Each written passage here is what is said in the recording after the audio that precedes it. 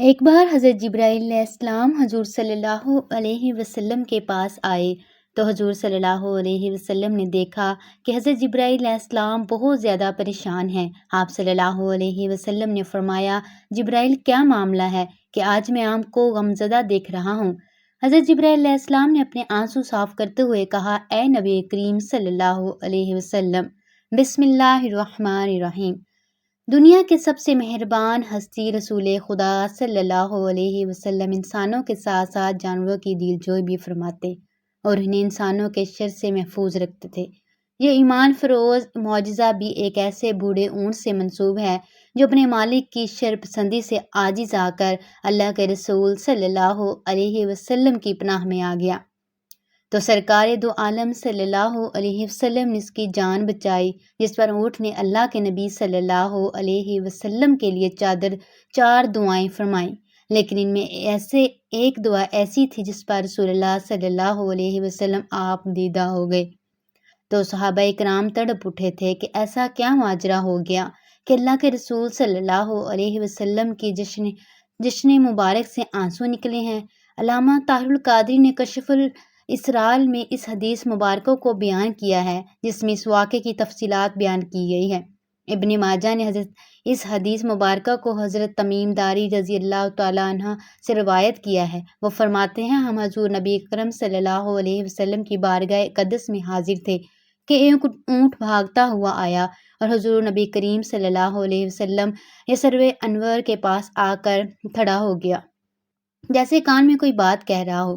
آپ صلی اللہ علیہ وسلم نے فرمایا، اے اونٹ پرسکون ہو جا، اگر تو سچا ہے تو تیرا سچ تجھے فائدہ دے گا اور اگر تو جھوٹا ہے تو تجھے اس جھوٹ کی سزا ملے گی۔ بے شک جو ہماری پناہ میں آ جاتا ہے اللہ تعالیٰ بھی اسے ایمان دے دیتا ہے اور ہمارے دامن میں پناہ لینے والا کبھی نامراد نہیں ہوتا۔ ہم نے عرض کیا، یا رسول اللہ، یہ اونٹ کیا کہتا ہے؟ آپ صلی اللہ علیہ وسلم نے فرمایا، اس اونٹ کے مالکوں نے اسے ذبح کر کے اس کا گوشت کھانے کا ارادہ کر لیا تھا، سو یہ ان کے پاس سے بھاگ آیا ہے اور اس نے تمہارے نبی محمد صلی اللہ علیہ وسلم کی بارگاہ میں استغاثہ کیا ہے۔ ہم ابھی باہم اسی گفتگو میں مشغول تھے کہ اس کے اونٹ کے مالک بھاگتے ہوئے آئے۔ جب اونٹ نے ان کو آتے دیکھا تو دوبارہ حضور نبی اکرم صلی اللہ علیہ وسلم کے سر مبارک کے قریب ہو گئے اور آپ صلی اللہ علیہ وسلم کے پیچھے چھپنے لگا۔ ان مالکوں نے عرض کیا، یا رسول اللہ، ہمارا یہ اونٹ 3 دن سے ہمارے پاس سے بھاگا ہوا ہے اور آج یہ ہمیں آپ کی خدمت میں ملا ہے۔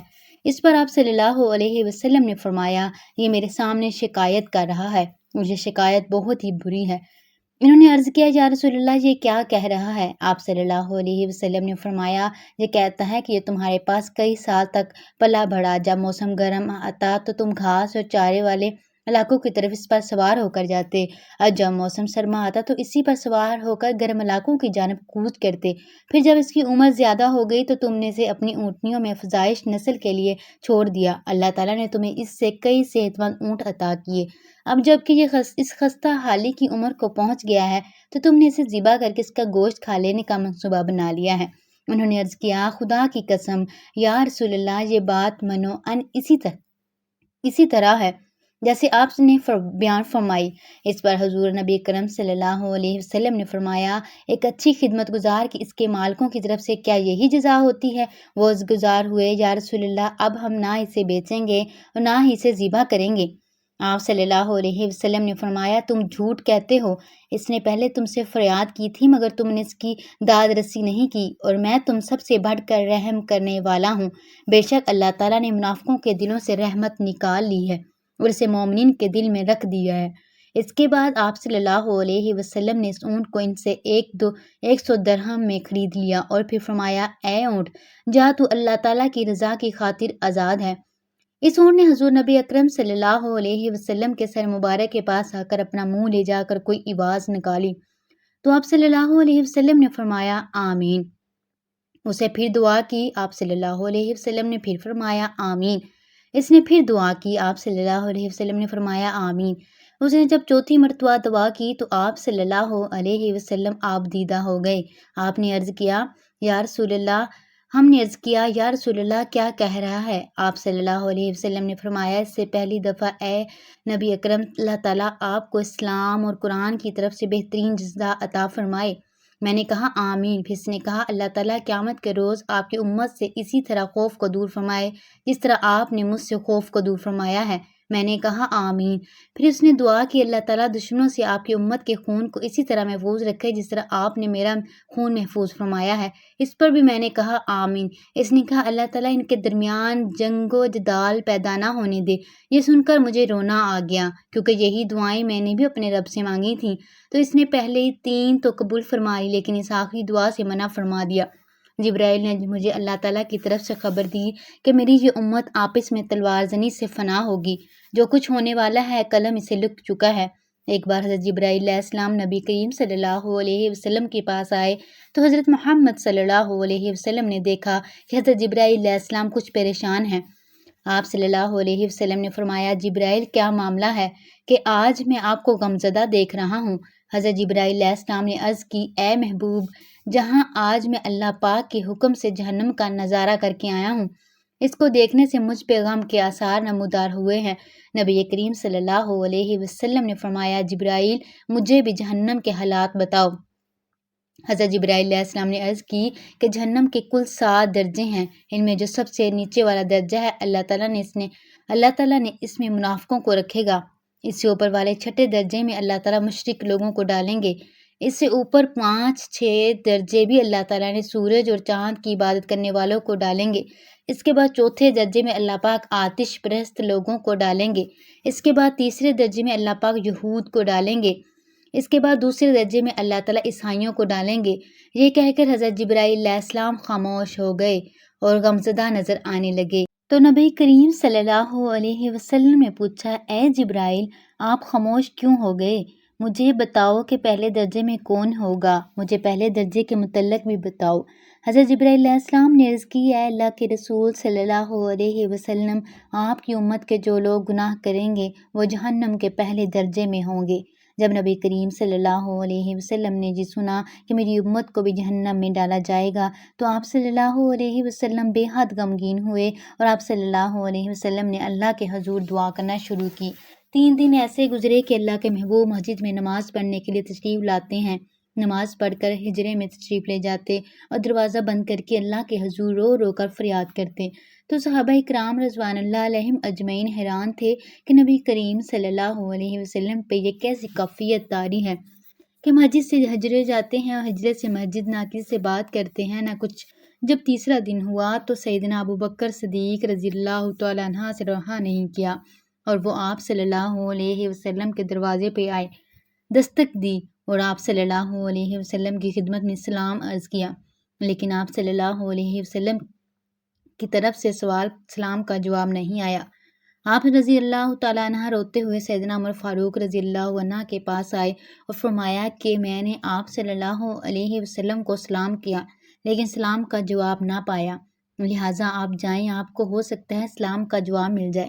حضرت عمر رضی اللہ تعالیٰ عنہ آپ صلی اللہ علیہ وسلم کے پاس گئے تو آپ رضی اللہ تعالیٰ عنہ نے 3 بار سلام کیا لیکن جواب نہ آیا۔ پھر حضرت عمر رضی اللہ تعالیٰ عنہ نے حضرت سلمان فارسی رضی اللہ تعالیٰ عنہ کو بھیجا، انہوں نے بھی سلام کیا لیکن پھر بھی سلام کا جواب نہیں آیا۔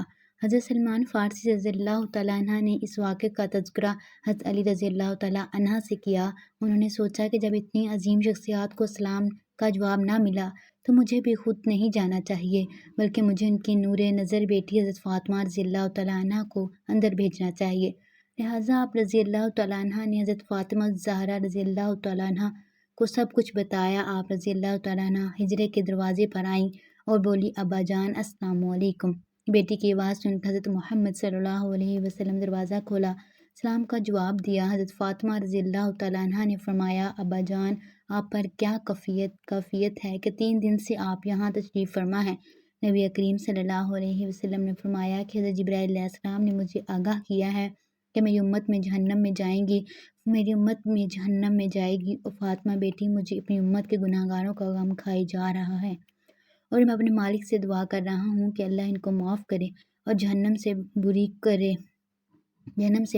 یہ کہہ کر آپ صلی اللہ علیہ وسلم پھر سجدے میں چلے گئے اور رونا شروع کیا، یا اللہ میری امت کے گناہ گاروں پر رحم کر، ان کو جہنم سے آزاد کر دے۔ اتنے میں حکم آ گیا، میرے محبوب غم نہ کر، میں تم کو اتنا عطا کر دوں گا کہ آپ راضی ہو جاؤ گے۔ آپ صلی اللہ علیہ وسلم خوشی سے کھل اٹھے اور فرمایا، لوگو، اللہ نے مجھ سے وعدہ کر لیا ہے کہ وہ روز قیامت مجھے میری امت کے معاملے میں خوب راضی کرے گا، اور میں نے اس وقت تک راضی نہیں ہونا جب تک میرا آخری امتی بھی جنت میں نہ چلا جائے۔ سبحان اللہ۔ حضرت انس رضی اللہ تعالیٰ عنہ سے روایت ہے کہ رسول اللہ صلی اللہ علیہ وسلم نے فرمایا، میں اپنے آپ کو اللہ تعالیٰ کی بارگاہ میں سجدہ ریز دیکھوں گا۔ اللہ تعالیٰ جب تک چاہے گا مجھے سجدے میں رکھے گا، پھر مجھ سے کہا جائے گا اپنا سر اٹھاؤ، مانگو ملے گا، شفاعت کرو قبول ہوگی۔ پھر میں اپنے رب کی وہ حمد کروں گا جو اللہ تعالیٰ مجھے اس وقت تعلیم کریں گے، پھر میں شفاعت کروں گا، پھر میرے لیے ایک حد مقرر کی جائے گی، پھر میں گنہگار کو جہنم سے نکال کر جنت میں داخل کر دوں گا، پھر میں دوبارہ سجدہ کروں گا اور پھر شفاعت کروں گا 3 یا 4 بار، حتیٰ کہ جہنم میں صرف وہ لوگ رہ جائیں گے جن کو قرآن نے روک لیا ہے۔ قتادہ کہتے تھے جن پر جہنم کا دوام واجب ہو چکا ہے۔ حضرت ابو ہریرہ رضی اللہ تعالیٰ عنہ فرماتے ہیں، روایت کرتے ہیں کہ نبی اکرم صلی اللہ علیہ وسلم نے فرمایا، مجھے 5 ایسی چیزیں دی گئی ہیں جو مجھ سے پہلے کسی نبی کو نہیں دی گئیں۔ 1 ماہ کی مسافت کی روک میں میری مدد کی گئی، تمام روئے زمین کو میرے لیے مسجد اور تمیم بنایا دیا، لہٰذا میری امت سے جو شخص نماز کا وقت نماز پائے نماز پڑھ لے، اور میرے لیے مال غنیمت حلال کر دیا گیا جو ان سے پہلے کسی کے لیے حلال نہ کیا گیا۔ مجھے شفاعت عطا کی گئی۔ پہلے نبی ایک خاص قوم کی طرف مبعوث ہوتے تھے اور مجھے تمام لوگوں کی طرف مبعوث کیا گیا۔ اللہ پاک تمام امت مسلمہ کو آپ صلی اللہ علیہ وسلم کے بتائے ہوئے راستے پر چلنے کی توفیق عطا فرمائے اور سب کو گناہوں سے توبہ کرنے کی توفیق عطا فرمائے۔ آمین یا رب العالمین۔